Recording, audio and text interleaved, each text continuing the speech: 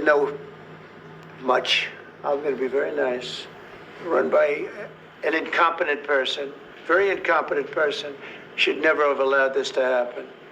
I've stopped wars. I've stopped many wars. My people will tell you, I stopped wars that nobody ever heard about. I stopped wars before they ever started. You can look at I could give you a lot of nations that would tell you right now they were probably going to war. I could tell you right now there's a nation thinking about going to war on something that nobody in this room has ever even heard about. Two smaller nations, but big, still big. And I think I've stopped it. But this should have never happened. Mr. President, sorry, just a second. About any negotiations. First of all, I want really to tell you, and I think that everybody understands that Ukraine, more than Ukrainians, nobody wants to stop this war. But at the future, any negotiations, it's understandable that two sides of the war, not Russia and the United States, because this is not the war between Russia and the United States. This is war of Russia against Ukraine and Ukrainian people. So these two sides will be at the will be at the negotiation table. Then of course United States, like the strongest partner of the Ukraine, and of course Europe. I think Europe is very important. I want to speak about it with the president. Yes, Europe is very important for us because we really defend Europe for today. All Europeans really recognize that we are defending line and they have real life and our people are dying. That's why they helped us. And also it's about the NATO. Yes, between, like the president said, you have big, nice ocean. Yes, between us. But if we will not stay, Russia will go further to Baltics and to Poland, by the way. But first to the Baltics. It's understandable for them because they've been in the USSR. You know, they've been one of the republics of the USSR, and Putin wants to bring them back to his empire. It's a fact. And when he will go there, if we will not stay, you will fight. Your American soldiers, it doesn't matter, do you have ocean or not, your soldiers will fight. Mr. President, would you be willing to visit Ukraine, maybe Kyiv or Odessa, which is going to be a third year of Black Sea? It was my question. Sorry. I don't want to talk about Odessa now. Let's not talk about Odessa. I want to talk about making a deal, getting peace. We don't have to talk about Odessa, but a lot of cities have been destroyed. There are a lot of cities that are not recognizable. There's not a building standing. No. And a lot of things. Mr. President, you have to come and to look. No. We have very good cities. Yes, a lot of things have been destroyed, but mostly cities alive, and people work, and children go to school. Sometimes it's very difficult. Sometimes closer to front line, children have to go to underground schools or online, but we live. Ukraine is fighting, and Ukraine lives. This is very important. And maybe it's Putin is sharing this information that he destroyed us. No, he lost 700,000 people, 700,000 soldiers. He lost everything. Yes. So, Mr. President, one more. Please go ahead. When did you last speak with President Putin, and what did he say that? A couple of days ago. And what did he tell you that gave you the assurance that he wanted peace? Well, that's what I do. My whole life is deals. I know pretty good. And I've known him for a long time. I've dealt with him for a long time. He had to suffer through the Russia hoax. You know, Russia was a hoax.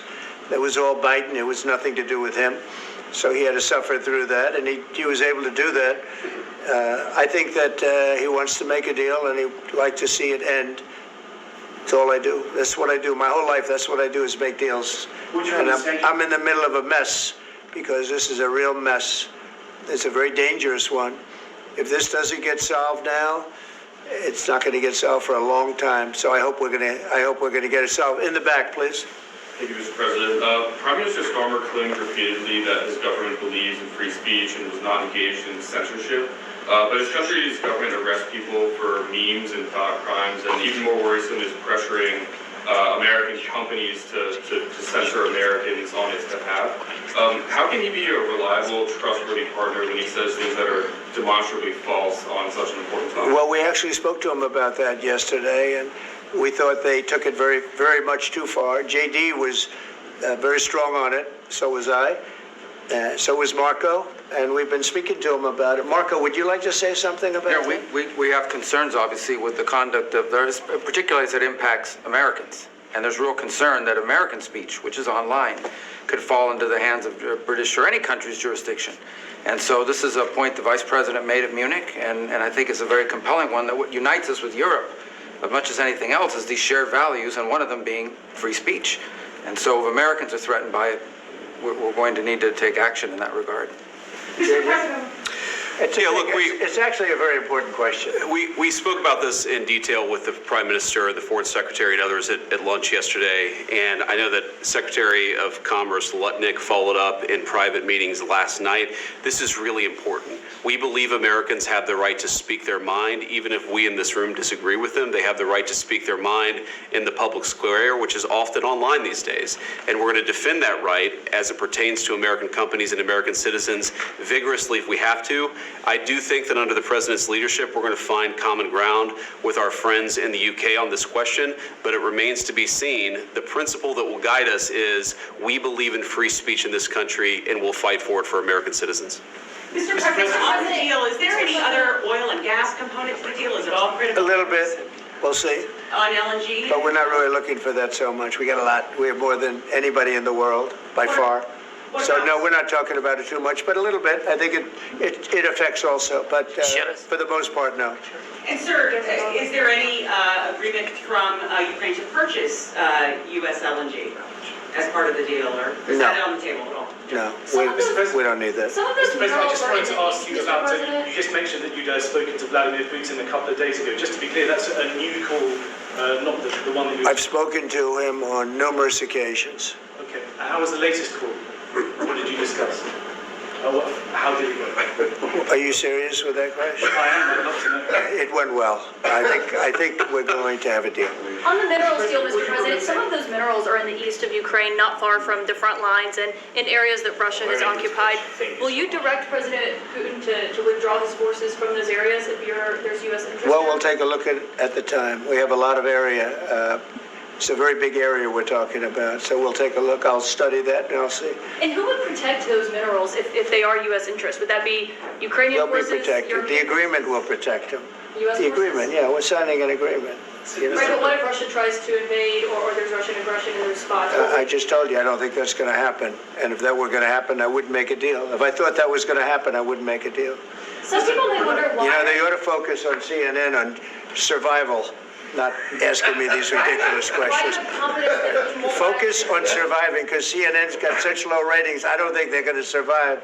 Let's go. Yeah, please, go ahead. Since I already mentioned Poland. Poland was under Russian control for decades after the Second World War.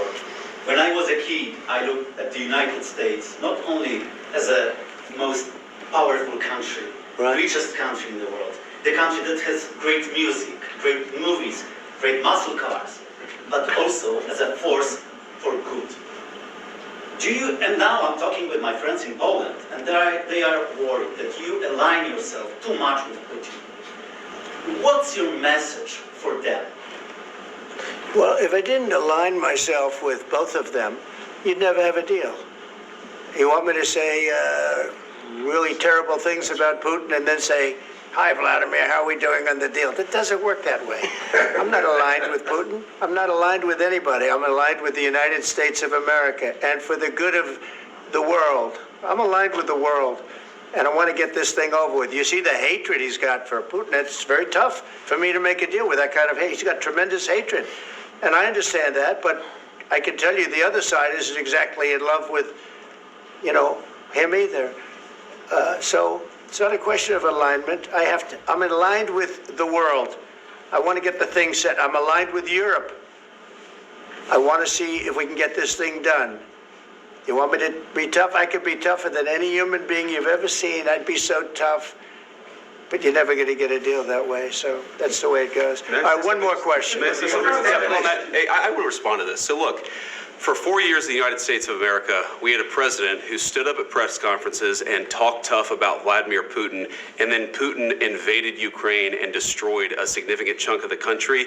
The path to peace and the path to prosperity is maybe engaging in diplomacy. We tried the pathway of Joe Biden of thumping our chest and pretending that the President of the United States' words mattered more than the President of the United States' actions.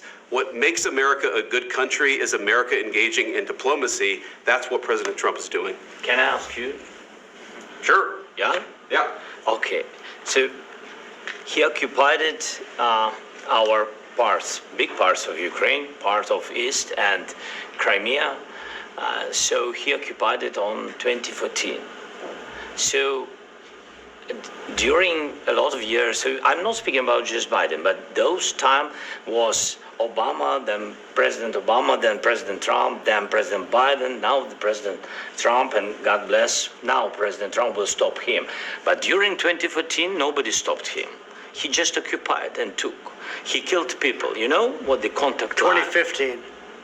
2014. 2014 and 2014. 2014. Yeah. So I was not here. Yeah, but That's exactly but- right. Yes, but during 2014 till 2022, yeah, the situation the same. The people have been dying on the contact line.